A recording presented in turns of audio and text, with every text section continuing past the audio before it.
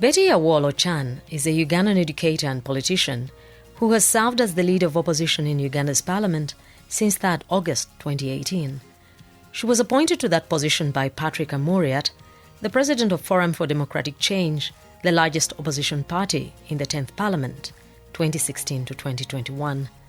Her inspiration is drawn from the lack of women in key leadership positions and hopes that one day Uganda will have a woman president. She also thinks that education of a girl child is an issue the government should put more emphasis on women in governance. Briefly, tell us about yourself. I'm Aol Acan. I'm a leader of opposition in Parliament of Uganda, a member of Parliament for Gulu District. I'm a teacher by profession, turned politician a long time ago. I was a councillor for 2 terms in Parliament of Uganda. I mean in Council of Gulu District. And this is my 3rd term in Parliament. So I have worked for quite some time as a politician. And I'm now a widow. I lost my husband, the late Ochan Michael, in 2017. But I'm a mother to 7 biological children and many other children. We took care of very many children, orphans of our relatives. And I believe that I am an empowered woman, and it was mainly because my father did not segregate girls and boys. He treated us equally. He gave all of us chance to get education, and it is through education that I have been able to even come to Parliament and be a member of Parliament and also now the leader of opposition. I hold many other responsibilities in Parliament of Uganda because as I talk, I'm also the Secretary General for the Greater North Parliamentary Forum, where Honorable Leandra Komakech is the chair. So as a woman, I know I've tried my best. Immediately I came to Parliament, I became also the General Secretary of Uganda Women Parliamentary Association, where we worked very much on issues and things which were so pertinent to women. Things like peace, like reproductive health, like genital mutilation, trafficking in persons, all those we have been working together, very much pushing for them in Parliament of Uganda. And that is the importance of women working alongside with men. There are certain things which are so specific to women. When we talk about reproductive health, the women experience very specific challenges compared to men. So if women are also in decision-making bodies, they are able to appropriate and they are able to advocate for issues or for problems that affect women. So that is the woman speaking now. How did you receive the news of the position you hold? One, it's a responsibility, it's an added responsibility, and it's also confidence of people, and it's a credit. When something is a credit, it's something that you can embrace, although it came also with some criticisms, and that is expected in life. And for us as women, it is yet very difficult for us to run away from criticisms of the world. So I knew that criticism some were very negative criticisms. Positive criticisms can help us to improve, but negative criticisms can do away with your self-esteem. But I have forgiven all of them because the position I knew, in this office, I knew I would not just be working alone. I would be working with all the members of Parliament in the opposition. I said, God, if you know that this position is right and fitting for me, stand with me. It is said, wisdom is about knowing God. I stand with you. I try to do everything to glorify your name, but guide me. So my prayer that I pray to God, and I say all the glory should be given to God. I also told my people back at home that yes, it's a position which can manifest itself that you did not send a person who was too weak or who was a non-performance, but you sent a strong person in parliament, and that is why I was given this added responsibility. And whenever you go to a new position, it doesn't just, you are not expected to receive credits only. There are also some issues that can come with. For example, I told them that in our part of the world, we always say, that is in Acholi, we said when you go to collect white ant, and you know white ant is a delicacy, you will not only collect white ant, you sometimes also get termites, and the termites bite. So as you go, you come to an office like this, you must know that it is not only white ant, it is also the termites will be there. I ask my people of Gulu that whenever things are hard for me, pray for me, but also see how best you can also support me in fulfilling the responsibility, the added responsibility given to me here. Women should not run away from responsibilities. When we are given responsibilities, we should also try our best, because that is mentoring the younger ones, also to let them know that women can also do it. So I am here to try my best. Fortunately for me, I did not step in the foot of a man. It was a woman in this very office. So I am the second one. And so if all goes well, if we do very well, we will all share the credits. But if we don't do very well, then we will also share the challenges. We will. What are the challenges of a woman holding such an influential position? When a woman is in an influential and challenging position, especially the challenges are that we are in a patriarchal still community, society. We cannot run away from this, still patriarchal, where a woman is not yet equated to a man. A woman still has to be under the man, although we emphasize that they should be side by side, a woman and a woman, a woman and a man to be side by side. But you find that it is usually the women who will try to say, no, no, no, no, that cannot happen. It is the women who will say, a man should be there in that position. And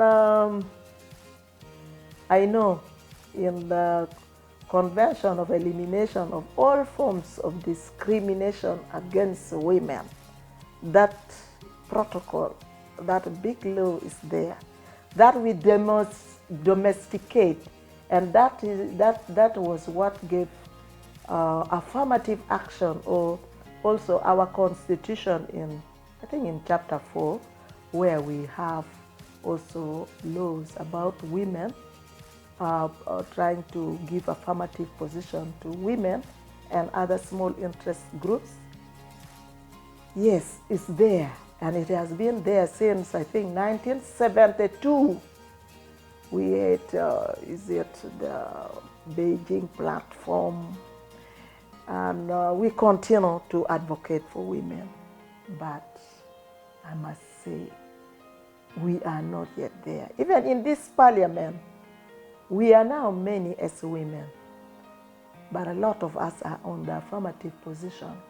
When it comes to a position where a woman has to go and contest in the direct seat, even the women will say, why does she go to disturb those people? That is not a position for her. So it is the women who will protest it first. And I've seen it is culture. And culture is not very easy. We say culture is dynamic. But when it is deeply rooted, you have to take a lot. It has to take time. I am happy that my grandchildren will experience a much better relationship than maybe my children or myself. This is what I can say. My mother, her father was a police officer, and her brothers went to school. But because she was a woman, she did not go to school. And so, for me as her child, I was able to go to school because my father now understood. And also my mother also understood that, this education should not just be for boys only or for men only. It should be for all the children. That's why she gave me this position. But it's still hard. For example, I told you I'm a widow. If I were not an empowered person, after the death of my husband, I am sure people will tell me you have no say on anything. So for me, when we decided to sit and to talk after when I lost my husband, when they ask about property, I say, now, why do you want to know about the property? Because this property, the children are there, leave alone me. I am the next of kin in all these other papers, in all these documents. I am the next of kin.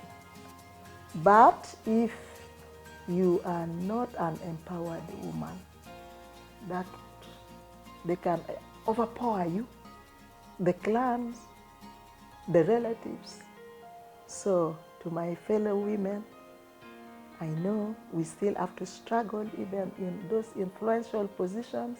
We need to even try to send messages to our colleagues, the women. How do you relate to the 2020 Women's Day theme, celebrating 25 years of the 1995 Constitution milestone of promoting gender equality and women empowerment in Uganda? 25 years after the Constitution of Uganda, which was very gender sensitive, the Constitution is really gender sensitive. My take is that even the position I'm holding now is because of the 25 years that we have consolidated. You see that more girls also go up to the university level, adding, is it the 1.5 points is something. And always, advocating for girls, advocating for women, and promoting women. Like, for example, in Parliament here, when we talk about Uganda Women Entrepreneurship Program, we were here, I remember, with the PRDP, Peace Recovery Development Program. We said some deliberate efforts must be put aside for women. They may not be able to compete fairly with men. So put something. And later on, PRDP is just for the North only, Peace Recovery Development Program. But later on, we continue to advocate for trying to improve the position of women, not only socially, but also economically. And then we came with Uganda Women Entrepreneurship Program, which, even if it is little, I keep telling women, it's little. If I come in a community, I ask a question, put up your hands, women, those who have benefited from WEP.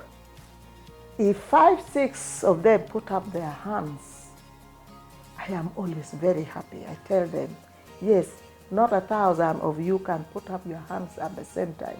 But if a few of you are able to put up your arms up, it means that we are moving.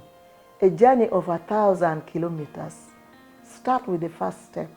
And this first step is what we are moving towards, seeing that women are also empowered economically. We cannot compete fairly if we are not economically empowered. So we can compete with the men fairly when you are very confident you are able to transport yourself, you have the fuel. And I think the 25 years, it was actually consolidating what started before.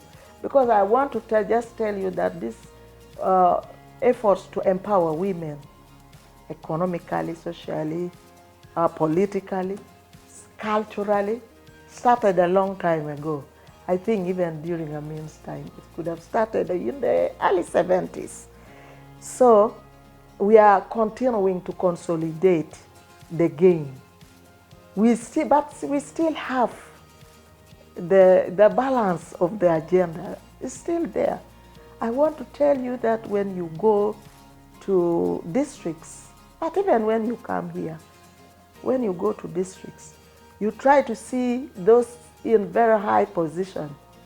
Let me put Gulu, since I am the woman member of parliament from Gulu.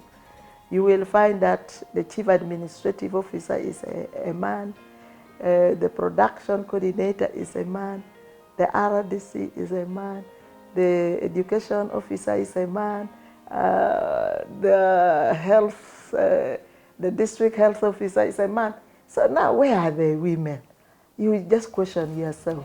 You go to Gulu Regional Referral Hospital, the director is a man.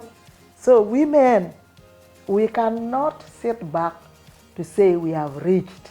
We have not yet reached.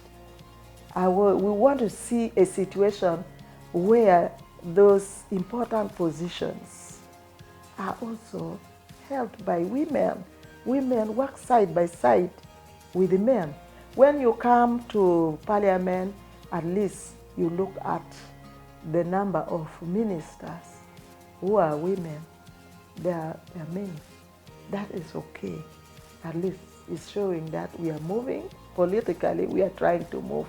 So it is that constitution which is gender sensitive, because whenever they are appointing, I am in the appointment committee also. So whenever there is appointment, and we see only men, only the names of men brought before us for appointment, then we question, we said, but where are the women? We want balance.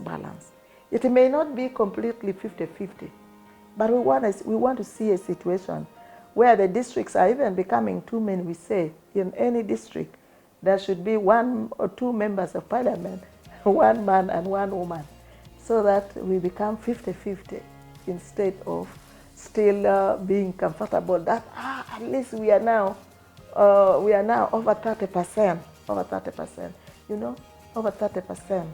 If we also remove the affirmative action, which demands that the women should be there, the 30% will also not be realized. So the 25 years we have done well, but we have not yet reached. We want to see that more and more women come to positions. Even I want to see a time that, I don't know if it is going to be in my lifetime, that the president of Uganda is a woman. Why not? Because she will not work alone. She will work with a team. So this is what I can say about women. Women's Day is not only also about women. That's why, for me, whenever I go for celebration of Women's Day, mainly in my district and in the communities, I tell people that I thank the men who join women on Women's Day. Some men will just say, that is for women. It is not for women. It is for us to continue the dialogue on how to move. You see the theme. How are we moving with equality? a world where women and men are equally empowered is a better world. And a family where a woman is strong, a man is strong, is a better family. They can move a little faster with the development of their homes. And when we have very many developed homes, you know, this nation stands on the foundation of families. When families are strong, then development can also move a little faster. But families cannot be strong without strong women. So women should continue to demand and work for their rights. Demand and work for it. Demanding alone is not enough, but working for it is the best. What inspires you in life?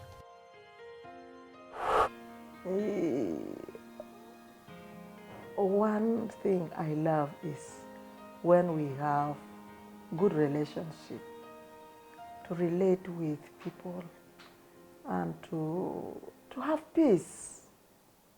And for me, there are people who I admire. One person I admired very much, although I tried but could not also reach her level, is Honorable Winnie Bianina. I worked with the Forum for Women in Democracy. We were together there. The way she would speak, she would be, at least for the way I took her, was soft-spoken, but very firm, articulate, and highly empowered. And she was one person who made me to even think that I should grow up in politics, in leadership. So I also, at the beginning, I saw that a lot of women were not there in leadership. Not that they were unable to, but there was nobody to encourage and to inspire them. So when I was a rural development worker in the villages, every time I would go and get women's groups, and the women's groups, they would have 2 or 3 men. They said, yes, we have to bring these 2 or 3 men to lead us. So you would find 40 women being led by the man. The chair is a man, the treasurer is a man, and sometimes the treasurer is a woman, the secretary is a man. I said, but why do you do this? Why do you just have few men, 2, 3 men, and then a lot of you are women, and you think you cannot lead yourself? That women cannot lead themselves. It's the men who should lead. And usually they tell me, that is in my local place there, we say, it is the men who are the pillars. We women are down here. It's the men who should lead us. So it also inspired me a lot to try and give confidence to women that they can also do it. They can also lead. So the absence of women in decision-making bodies, and also the absence of women in, family meetings. Family meetings, if there should be a woman in family meetings, then it is the eldest woman in the home. Made me to say, no, we must work very hard and change this. And we worked, and a lot of women, I trained women who became local leaders. I trained women, that is under Uganda Change Agents Association. They became leaders because it built their confidence, the training built their confidence, and also to say it is possible, you can do it. And so sometimes as women, we also make mistakes, but mistakes are not completely a domain of women. mistakes can also be made by men. So when a woman makes a mistake, the men can really laugh at us.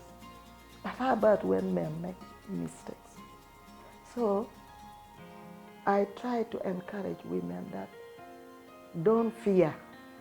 It is fear which will kill all the initiatives, all the strength, all the good aspects of yourself. So work very hard. That is what also inspired me. The absence of women in decision-making body made me to become a politician. Left classroom and became a politician. What don't people know about you? I think people know a lot about me. People first know that I love people to respect people's rights, human rights. Sometimes maybe they don't know. Some other people say when I get annoyed, I'm very rude. But I'm not a rude person. I feel so bad when I hurt a person. I feel very, very bad. So I have that motherly heart. I remember I used to say that I am not a good administrator. Because for you to be an administrator, you must not fear hurting people. But when you fear hurting people, then you are not good at administration. One thing that people may not know so much about me was that my late husband was very protective of me. He was so protective that he died without beating me. You know, sometimes actually women are usually beaten, but at least he died without beating me. A lot of times we would even quarrel, but not to reach beating. And at one time, because of politics, there was some wrangles in Lalogi where he did not go that day. And when I came back, started from that time, he said, I will try to travel, to move, to traverse Gulu district together with my wife. Not that because I am the husband, but because I don't want anybody to touch her Gomez. If I've not beaten her, why should anybody touch her at all? So he was very protective. So maybe that is one thing that people may not know about me. And because of that love that he had for me as a human being, I miss him a lot. So that is one side that many people may not know. What general advice would you give to the women watching you today? Yeah, to all the women watching me, more especially the women of Uganda, I want us to know that failure is impossible. And I want us also to try to encourage each other that no child is left at home. That as women, when we have not achieved what we want to achieve, like for example, you a woman there did not reach it up to the university, give your child the best education. Let your girl child go finish her cycle of education. Let us encourage our girls to be in schools and to finish their cycle of education. And women, let us come together. Let us not undermine women. Women who climb up, please, let us also not look at the women down there as being, is it useless? Or those women, sometimes those women who have not had their chance of education. We should still stand together with them and encourage them that if they miss out on something, let their children not miss out on those things. Women can be better leaders than men. So women, have that self-esteem. If we have the self-esteem, sky will be the limit. If we support each other, we will make it, we will do it. You can see that with our speaker in parliament. She's a great woman. I love women who are able to perform their work well. Thank you very much. I hope I am also trying to do well